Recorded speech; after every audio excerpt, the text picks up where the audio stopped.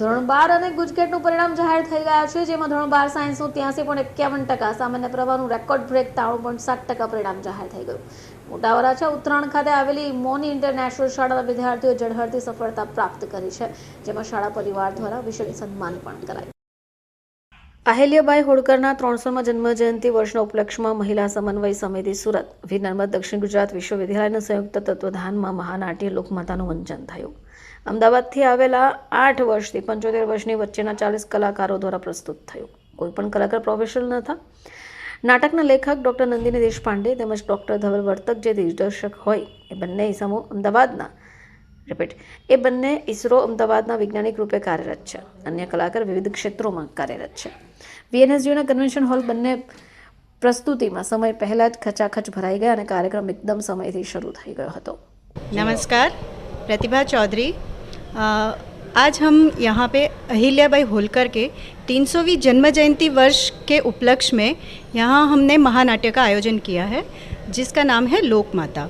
यह पूरा आयोजन महिला समन्वय समिति सूरत महानगर द्वारा करने में आया है और साथ में सहयोगी है हमारे वीर नर्मद दक्षिण गुजरात यूनिवर्सिटी।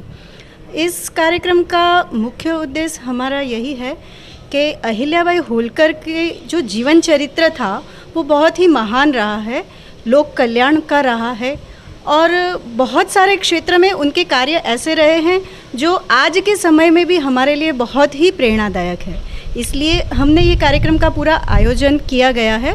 इस कार्यक्रम में हमने बाहर से हमारे अहमदाबाद से 40 कलाकार यहाँ पे पधारे गए हैं। वो सभी कलाकार हमारे प्रोफेशनली नहीं है, उन्होंने भी ये पूरा कार्यक्रम समाज तक एक जागृति आए और समाज में लोकमाता अहिल्याबाई का चरित्र हम जान सके, समाज जान सके, समाज उत्थान में उसका उपयोग हो सके, इसलिए ये पूरा नाट्य उन्होंने आयोजित किया है। जो नाट्य के दिग्दर्शक है, लेखक है, वो भी कहा जाए तो इसरो के साइंटिस्ट है और सारे भी जो भी कलाकार है अपने अपने क्षेत्र में कार्यरत है। इसलिए इस क्षेत्र में प्रोफेशनल नहीं है पर सामाजिक उत्थान के लिए वही एक उद्देश्य के साथ समिति और कार्यकर्ता और वीर नर्मद यूनिवर्सिटी ये कार्यक्रम करने जा रहे हैं। अहिल्याबाई होलकर के चरित्र के बारे में अगर हम जानना चाहें तो अहिल्याबाई का चरित्र हमें पता है कि उन्होंने मालवा प्रांत के अलावा पूरे भारतवर्ष में बहुत से मंदिर और कुएं, घाट ऐसे धार्मिक स्थानों का पुनरुत्थान करवाया था। इसके अलावा उन्होंने न्यायप्रिय राजमाता के रूप में वो प्रसिद्ध रही है। ऐसे बहुत सारे कार्य हैं जो आज के समय में हमें आज की जो हमारी देश की परिस्थिति है, आज जो समाज हमारा और भारत राष्ट्र जिस तरफ जा रहा है उसमें उत्थान में ये सभी कार्य उनके हमारे बहुत ही उपयोगी है। इसलिए ये कार्यक्रम का पूरा आयोजन हमने किया है। इस कार्यक्रम में हमारे मुख्य वक्ता जो दवे जी रहे हैं उन्होंने भी यही कहा है कि अभी जो राष्ट्र की परिस्थितियाँ हैं उसमें जो अहिल्याबाई होलकर का चरित्र है वो हमें ज़रूर जानना चाहिए और हर व्यक्ति के लिए ये चरित्र एक बहुत ही प्रेरणादायक रहेगा। मारू नाम डॉक्टर धवल अविनाश वर्तक है। हूँ इसरो में साइंटिस्ट इंजीनियर तरीके काम करूँ छूँ अने आ नाटक मारू पेशन है। अहिल्या देवी होलकर आमना जीवन कथा पर आ नाटकનું આજે મંચન જે થઈ રહ્યું છે લોકમાતા, કારણ કે અહિલ્યાબાઈના ટોટલ જન્મ શતાબ્દી જે ઉજવી રહ્યા છે, 30 જન્મ શતાબ્દીને 300 વર્ષ થઈ ગયા છે, 31 મે આ 300 વર્ષ થશે, એના ઉપલક્ષમાં આજે આ નાટકનું અહીંયા સુરત આગળ મંચન થઈ રહ્યું છે અને આનામાં ટોટલ 40 કલાકારોએ ભાગ લીધો છે. આ નાટક લખ્યું છે નંદિનીબેન દેશપાંડે, જે મારી જોડે ઈસરોમાં કાર્યરત છે અને આનામાં 7 વર્ષથી માંડીને 72 વર્ષના વયોવૃદ્ધોએ ભાગ લીધો છે. ટોટલ આનો તમે જે શું કહેવાય સ્ટોરી જોશો, સ્ટોરી લાઈન જોશો તો અહિલ્યા દેવીના રાજ્યાભિષેક સુધી અમે આ સ્ટોરી લીધી છે અને ટોટલ અહિલ્યાબાઈ નાની હતી અને ત્યારથી મોટા થયા, એમનામાં કયા કયા ગુણો કેવી રીતે હતા અને એના નાના નાના નાના દ્રશ્યો અમે આ નાટકમાં તમને જોવા મળશે. આ નાટક એક શાહીર સૂત્રધાર એ આગળ લઈ જાય છે અને આ નાટકનો મુખ્ય જે આપણે અંગ કહીએ એ છે મલ્હારી માર્તંડ, એટલે કે શિવલિંગ. એ શિવલિંગ કરે છે આવી રીતે આ નાટકની સંકલ્પના કરવામાં આવી છે.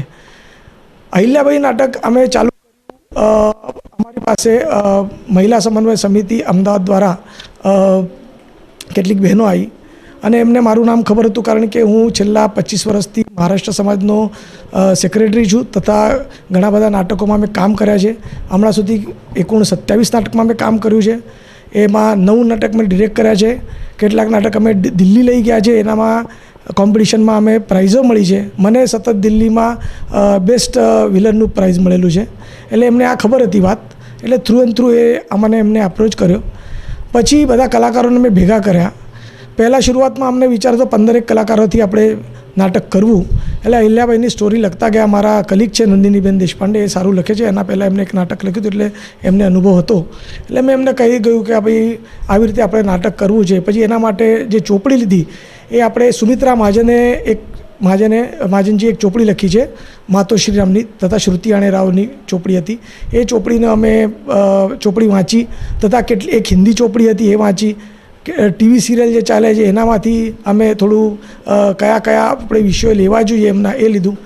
તમે આ નાટકમાં જોશો તો અહિલ્યાબાઈ કેવા ન્યાયપ્રિય હતા, કેવા વેલ એડમિનિસ્ટ્રેટિવ હતા. તમે જોશો તો એવા શાસકીય જેને કહેવાય કેવા લડવૈયા હતા અને પોતાના પ્રજાના માટે કેટલા લાગણીશીલ હતા એ તમને જોવા મળશે આનામાં લોકમાતામાં.